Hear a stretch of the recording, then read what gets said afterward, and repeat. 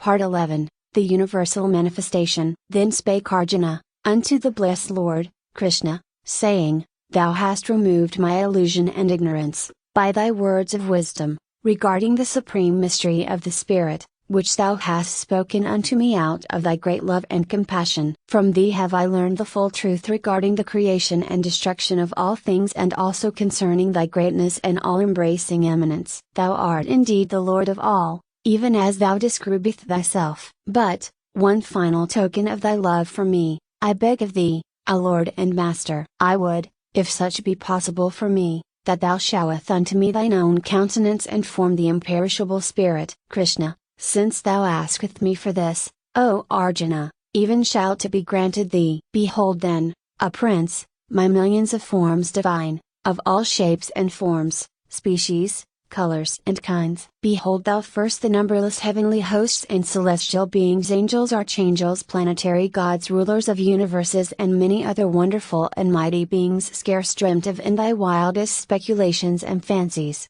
O Arjuna. Then behold as a unity, standing within my body, the whole universe, animate and inanimate, and all things else that thy mind impelleth thee to see. Exercise thy fullest desires and hopes, and even thine imagination, and lo!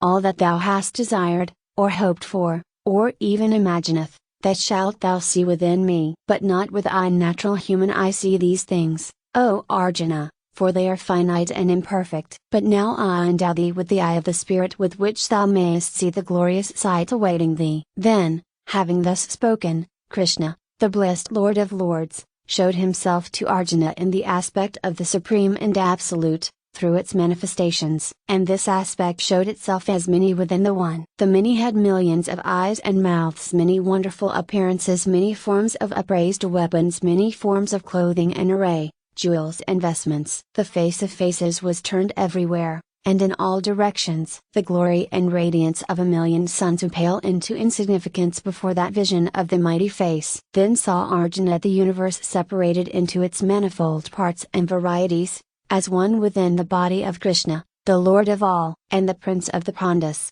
was overcome with awe and wonder, and each hair upon his head extended itself erect, like unto the blades of grass in the field. Then with hands joined together, in the attitude of reverence and devotion, he bowed his head before the Lord, saying, O mighty Lord, within thy form I see the lesser gods and archangels, and angels, and all the heavenly hosts of greater and lesser degree. Within thee I see even Brahma, the Creator, sitting on his lotus throne, surrounded by the revered sages and the wise ones. And, on all sides, in infinite variety, I see the countless forms of all living beings. With millions of arms, eyes, and bodies, appeareth thou to me, but even so I fail to discover thy beginning, middle or end. I see thee with crown of universal glory, armed with the universal weapons of mighty power. And darting from thee, on all sides, I see wondrous beams of effulgent radiance and glorious brilliancy. Difficult indeed is it to see thee at all,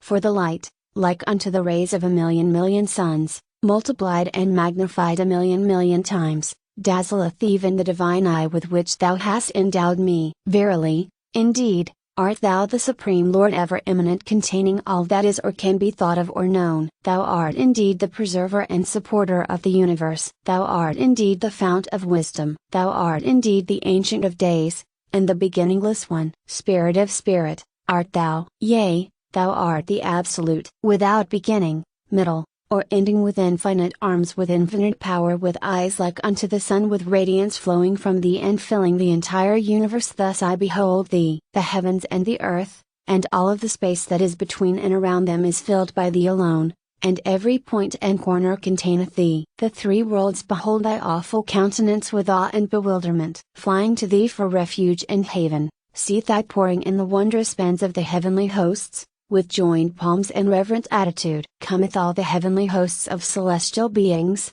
whom men call by the many names of Mararshas, Siddhas, Rayutas, Adichas, Vasas, Vishvas, Ashvins, Kumaras, Maruts, Ushmapas, Gandharvas, Yakshas, Asuras, and all the other hosts of the celestial and heavenly worlds, regions and plains all pouring into thee as the rivers into the ocean, all gazing upon thy being with wonder and amazement. I see the many worlds standing awestruck and amazed at the sight of thy wondrous manifestations. I see thee touching the very heavens, and shining forth with glorious radiance, of all hues, shades and colors. My resolution faileth me, and I am without calm and peace. I see thy awful countenance appearing as dreadful as eternity. And then would I fly from thee, but nowhere can I go where I can escape the sight of thy awful presence. Nowhere is there a place outside of thee all. Have mercy upon me then, O Lord in all, thou harborer of the universe. Ah, now, see thou the sons of Dhritarashtra, the Kuru princes, and with them the 1,000 others of earthly kings and rulers. With them come Bhishma and Drona, and the mighty warriors of the hosts. O, horror of horrors! Even as I gazeth upon them, I see the battle hosts rushing into thy gaping, fiery mouths and frightful rows of teeth. Yea, many are caught between thy teeth, and are mangled and ground to a pulp. Even as the floods from swollen streams pour tumultuously into the sea, so pour and rush these living streams of warriors into thy flaming mouths, with much haste, as if seeking their own destruction. Yea, even as the evening moths, in great number, fly with quickening speed, and find their destruction in the bright flame, so do these generals, chiefs and warriors pour into thy flaming mouths, and are consumed and reduced unto dust and powder. I see thee, with thy blazing mouths, drawing in, devouring, swallowing and consuming all mankind, on all sides, and without limit, while thy fiery beams shine forth with dreadful force, filling the universe. Verily, thou consumeth the worlds, O Krishna, Lord of all. Prostrate before thee I fall, and with joined palms I pray to thee, O Lord. But even as I pray in awe of thee, yet do I beg of thee to inform me what is this that I see in thee. Where and what art thou, in thine own aspect? Krishna, thou seest me as time, fully matured and complete, the destroyer of mankind, who cometh hither to seize and consume all those who stand before me. Knowest thou, that excepting thyself who shall be saved, not one of these many warriors ranged here in battle array, confronting each other with fierce resolve, yea, not even one else shall escape me. Wherefore rise and fight thy fight. Play well thy part as warrior and chief. Win for thyself the renown and fame of battle. Conquer thy foes. Enter into and enjoy the conquered kingdom. For know that, by me, already art they overcome and conquered. Thou art only mine immediate agent, the instrument to execute the decree of that which men call fate. Then do thou slay Drona, and Bhishma, and Jayadratha, and Karna, and all the other warriors of the field, for they are already killed by me in destiny and law. Fight then without fear or holding back, and thou shalt destroy thy rivals and enemies of the opposing hosts. Fight, Arjuna, fight. Then Arjuna, the Pandu prince, having heard these words of Krishna, the blessed Lord, fell prostrate before the Lord, with joined palms, and with devout demeanor. And addressing the Lord, in broken accents spake he thus: O Krishna, Krishna, blessed Lord, the universe rejoiceth and is filled with thy power and glory. The evil spirits flee in terror from thy sight, and the hosts of the holy ones sing thy praises, and adore thee with awe and wonder. And wherefore, O Lord, should not almighty beings bow before thee in adoration and awestruck humility? For art thou not the being of beings, the mighty of the mighty, the Brahma of Brahma, the supreme creator, the eternal God of gods, the world containing the worlds? Being and no being art thou, and even that which lieth back of both. Thou art the infinite, eternal absolute. Thou art the supporter of all. Thou art the spirit of the spirit. Thou art all wisdom known, and all wisdom possessing. Wisdom absolute art thou. Thou art the dwelling place of universes, and by thee was the universe emanated and spread out. Vaya, the god of wind; Agni, the god of fire; Varuna, the god of oceans; Sashanka, the moon; Prajapati, the god of nations; Prapatamaha, the common ancestor of the race. All these art thou, O Krishna, my Lord, and love reverence 1,000 times multiplied and magnified be unto thee. Reverence to thee a million times repeated. Again and again a million times, be this repeated reverence be thine, O Infinite One. On all sides of thee, reverence and worship. Before and behind thee, reverence. O omnipotent, omnipresent, omniscient One, who art all in all. Infinite is thy glory. Thou includeth within thyself all things, wherefore art thou all things, and more than all things. Alas, alas!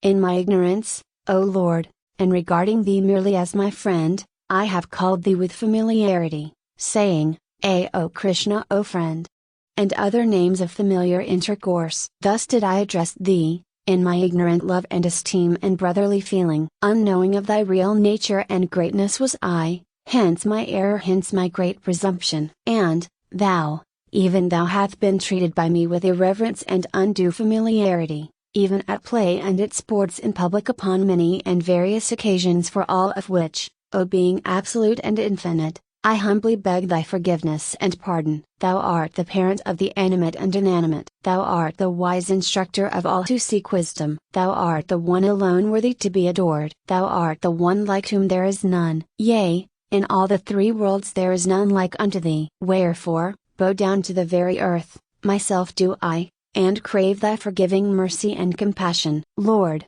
Lord, Krishna, my Lord, adorable Lord, bear with me even as a father beareth with his son, a friend with a friend, a lover with his beloved, so bear with me, O Lord. Most favored am I in being shown that which no man hath ever yet seen, and most happy am I to have been so favored, and to have witnessed these things, O Lord. Yea, even when I remembereth that which I have seen, my heart beateth strongly, and my breath cometh and goeth rapidly, so overwhelmed doth my mind become. And, yet, even from my awe doth my word spring, when I beg of thee still another gift. I beseech thee to show me thyself in thy celestial form. Assume then, O thousand-armed one, universal former of form, assume thou then, I pray thee, thy familiar shape in which I have seen thee countless times, and upon which I can look without so great fear. Krishna, Arjuna, out of my love and affection for thee, hath I shown thee, by my divine power, this my supreme forms as the universe,